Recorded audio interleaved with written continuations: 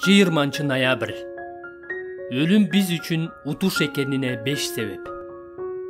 Мен үчүн өмүр машаяк, ал эми өлүм утуп алуу. Филиппиялыктар 1-бөлүм 21-аят. Өлүм кандайча утуп алуу болот?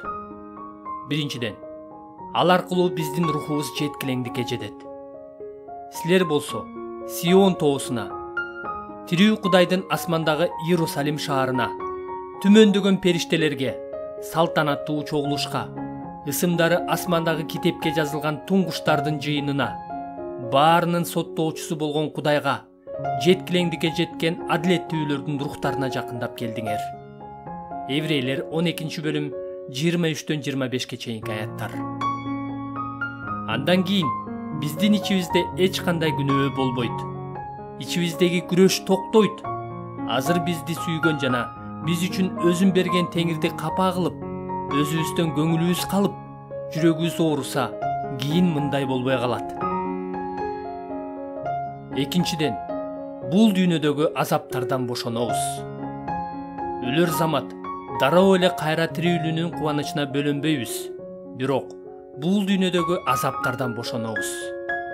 Иса Лазар жана бай адам тууралуу окуя аркылуу биз өлгөндөн кийин жагдайыбыз өзгөрөрүн айтат. Ошондо ал бай адам болгон күчү менен: "Ыбрайым ата, мага ырайым кылып, Лазарды жиберчи. Ал бармагынын учун сууга малып, тилимди сууласын. Анткени мен бул жалындаган отто азап тартып жатам" деп кыйкырат. Бирок Ыбрайым ага: "Балам, сен өзүңдүн жакшы үлүшүңдү жашооңдо алганыңды, ал эми Лазар албаганын эстечи. Азыр болсо ал бул жерде сооронууда, ал эми сен азап чегүүдөсүң." Лука 16-бөлүм 24-25 аяттар. Үчүнчүдөн, биздин жаныбыз чындап эс алат. Кудайдын алдында жана анын камкордугу астында биз бул дүйнөдөгү жан жыргаткан, жайында тыптынч көлдүн жээгинде эс алгандай эң бактылуу убактарда да ала албаган тынчтыкка бөлөнөбүз.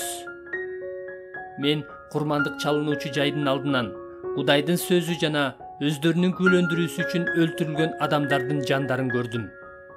Алар үндөрүн бийик чыгарып, мындай деп кыйкырып жатышты: "Ыйык жана чыныгы эгедер, качангыга чейин сот жүргүзбөйсүң?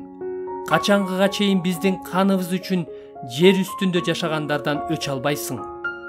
Ошондо алардын ар бирине ак кийим берилди жана аларга: "Кызматташтарыңар менен бир туугандарыңар да силердей болуп өлтүрүлүп, белгиленген санды толуктаганга чейин дагы бир аз убакыт тынчтана тургула" деп айтылды. Аян 6-бөлүм 9-11 чейинки аяттар. Төртүнчүдөн, чыныгы үйүбүзгө жеткендей болобуз.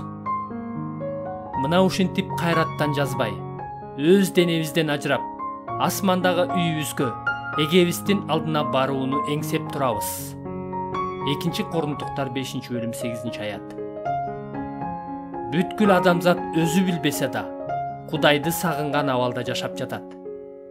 Биз асмандагы үйүбүзгө, Машаяктын алдына барганыбызда, бул дүйнөдө эң коопсуз жана тыш жер бере албаган ыңгайлуулукка жана ырахатка ээ болобуз.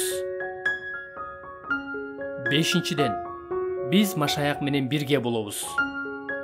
Машаяк бул дүйнөдөгү эч бир адам теңелгис сонун инсан. Ал биз чогуу болгубуз келген эң акылдуу, күчтүү жана боорукер адамдардан да ажайып. Ал чексиз кызыктуу.